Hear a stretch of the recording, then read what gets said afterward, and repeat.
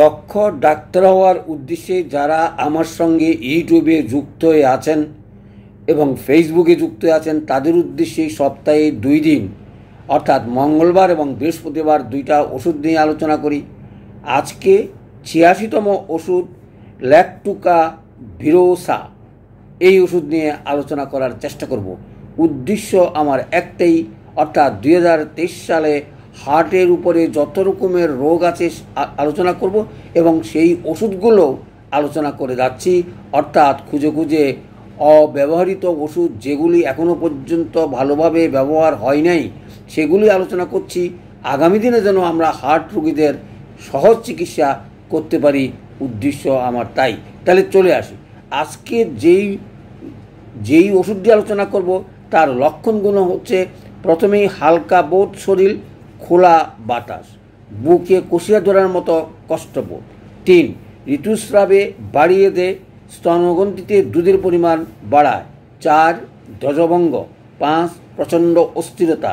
6 হাঁটাচলায় বৃদ্ধি।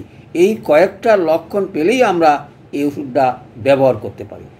প্রশ্ন আছে কি কি রোগী আমরা ব্যবহার করতে পারি এবং কি ওষুধের সঙ্গে আমরা সেগুলো তুলনা করতে পারি।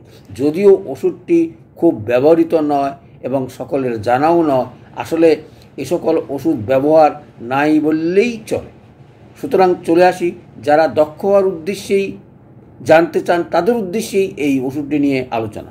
চলে আসি, আমরা সচরাচর যেই রোগগুলো এইটাতে বাড়ে সেগুলো নিয়ে আলোচনা করার চেষ্টা করছি, অর্থাৎ যেগুলি খেলে এই সকল রোগ কমে যায়। প্রথমেই চলে আসি কাশি।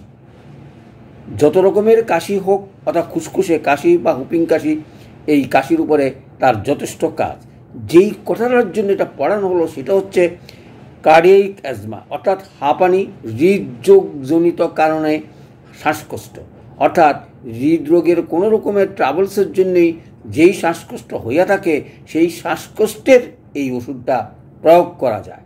আরও অনেক অনেক অনেক রোগেই ব্যবহার করা যায় উল্লেখযোগ্যভাবে, সেগুলিও আলোচনা করার চেষ্টা করছি। চলে আসি, এই কারণেই অনেক সময় বুকে সোজ হয়, অর্থাৎ পানি জমে, হাইড্রোথোরাক্স।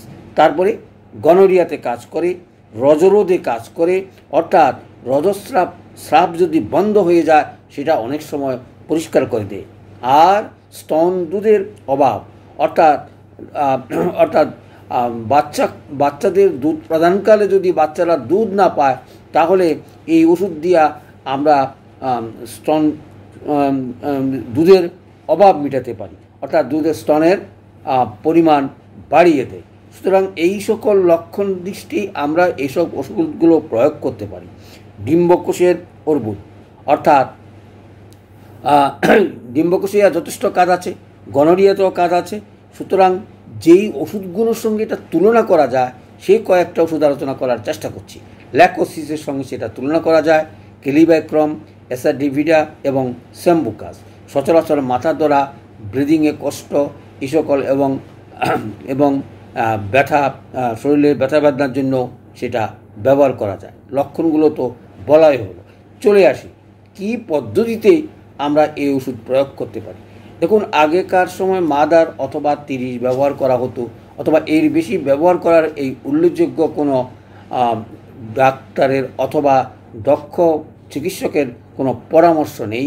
যদিও এটা খুবই পরীক্ষিত ওষুধ বলে আমার মনে হয় না, তারপরও এগুলো ক্লিনিক্যালে প্রয়োগ করে এগুলো ব্যবস্থা করা হয়েছে।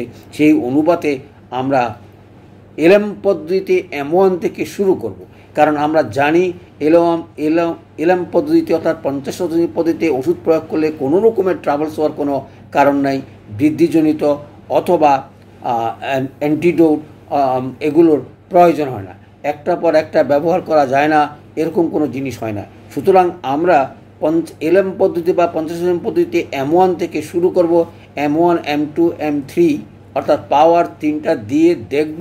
রুগী রুগিয়ে বলবে ওষুধে ভালো আছে তাহলেই আমরা গো হায়ার ডোজ, অর্থাৎ ক্রমান্বয়ে পাওয়ার বাড়িয়ে রুগীকে সেবা দেওয়ার চেষ্টা করব। তাহলে চলে আসি, আজকের এই যে ছোট্ট একটা মেডিসিন যেটা সচরাচর কার্ডিয়াক অ্যাজমার উপরে এবং মাসিক বন্ধ হওয়াকে পরিষ্কার করা এবং দুধ বৃদ্ধি করা, এই 3-4টা কথা মনে রাখলেই আমরা এই ওষুধগুলো অনায়াসেই প্রয়োগ করতে পারি। সবাইকে ধন্যবাদ।